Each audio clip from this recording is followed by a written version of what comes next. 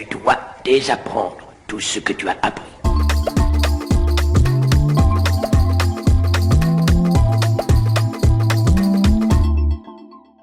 Donc bonjour les amis, eh bien on se retrouve pour la suite de la vidéo d'hier, donc sur les supermodels, où je vous expliquais, voilà que en fait tout est lié à l'histoire de trois filles, Linda Evangelista, Christy Turlington et Naomi Campbell, et du fait qu'au fur et à mesure elles vont agréger autour d'elles d'autres grandes mannequins, et de la rencontre avec certains grands photographes qui vont par leur génie, leur talent, etc., créer un univers graphique autour de ces filles. Donc je vous avais parlé de la rencontre avec Steven Meisel, le photographe le mieux payé de l'histoire. Je vous ai parlé aussi de Herbritz, donc un très grand photographe de Rolling Stones Magazine. Et j'en étais resté à la très grande photo réalisée par Peter Lindbergh en 1988 sur la plage de Santa Monica. Et je vous avais dit, cette célèbre photo immense, géniale et extraordinaire, qui était restée dans des tiroirs pendant plusieurs mois, est enfin exhumée et elle va lancer la carrière, la vraie carrière, parce qu'en fait, en réalité, c'est la pierre de fondation du lancement des supermodels. Voilà, les modèles dont j'ai évoqué le nom tout à l'heure, elles commencent à faire des couvertures de magazines, à être invitées sur les plateaux de télé, à tourner dans des films, et donc elles commencent à devenir des superstars.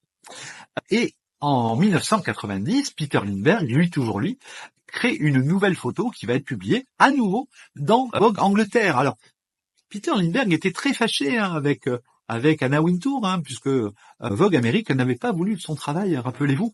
Et donc, il leur a fait payer pendant de longues années, et il a fallu de longues années avant que Peter Lindbergh accepte de redonner des photos à Vogue Amérique. Peter Lindbergh fait une photo, et donc là, en fait, il va grouper ce qui va devenir le groupe qu'on appellera ensuite les Big Six. Alors, vous vous rappelez, le premier groupe de base, c'était The Trinity, donc les trois premières, et ensuite, le groupe tel qu'il va se constituer en tant que amis qui vont se soutenir et se faire avancer mutuellement, ça s'appellera le Big Six.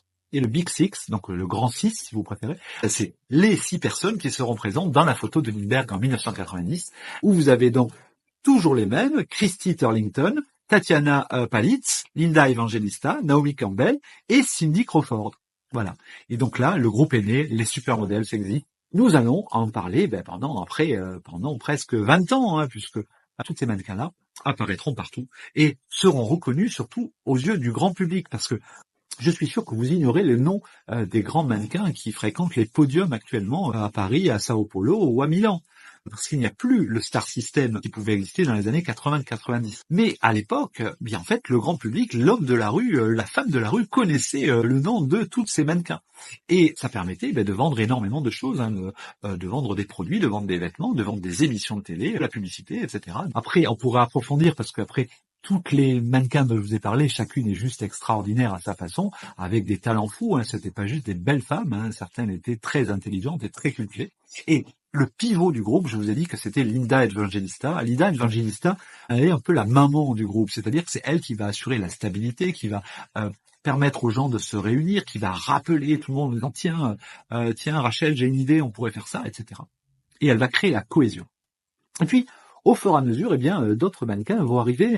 Donc vous avez en 1991, vous avez Claudia Schiffer, Claudia Schiffer qui est mannequin, mais qui est aussi actrice, qui va venir rejoindre ce mouvement.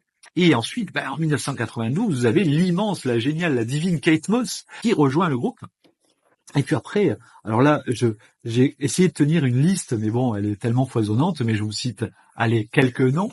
Vous avez Karen Mulder, Yasmine Gary, Elena Christensen, Ellie Macpherson, Eva Herzigova, Carla Bruni, Yasmina Lebon, Veronica Webb. Voilà, donc ça, les plus notables de celles qui sont arrivées après, mais en fait, aucune n'aura la notoriété des 6 supermodels dont j'ai parlé tout à l'heure.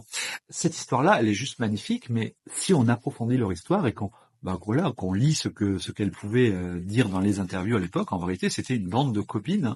C'est une bande de copines qui se sont mutuellement présentées des jobs, qui ont mutuellement fait du lobbying pour être présentes dans des films, sur des plateaux télé, etc. Et donc c'est un groupe d'amitié, de solidarité, de fraternité. Hélas, souvent dans les professions d'élite, comme le mannequinat de haut niveau ou la photographie de haut niveau, les gens ont souvent tendance à se tirer dans les pattes. En fait, leur réussite, elle vient de ça, elle vient du fait qu'elles ont été solidaires, qu'elles ont été amies, qu'elles se sont soutenues. C'est une vraie grande belle histoire, l'histoire de ces femmes. Et qu'elles ont réussi à se défendre aussi. Notamment, si vous regardez tous les photographes problématiques, hein, c'est-à-dire ceux dont on a su plus tard qu'ils violaient leur modèle, hein, comme Terry Richardson par exemple, eh bien la plupart de ces mannequins essayaient de les fuir et de les faire disparaître des écrans de la photographie de mode. Parce que c'est comme ça qu'on construit une solidarité. Voilà, j'espère que ça vous a intéressé, que cette petite balade parmi les supermodels vous a plu. Abonnez-vous à ma chaîne, s'il vous plaît, ça vous permet d'être au courant de toutes les nouvelles informations. Et puis, on se retrouve demain. En attendant, soyez heureux, créez des photos. Ciao.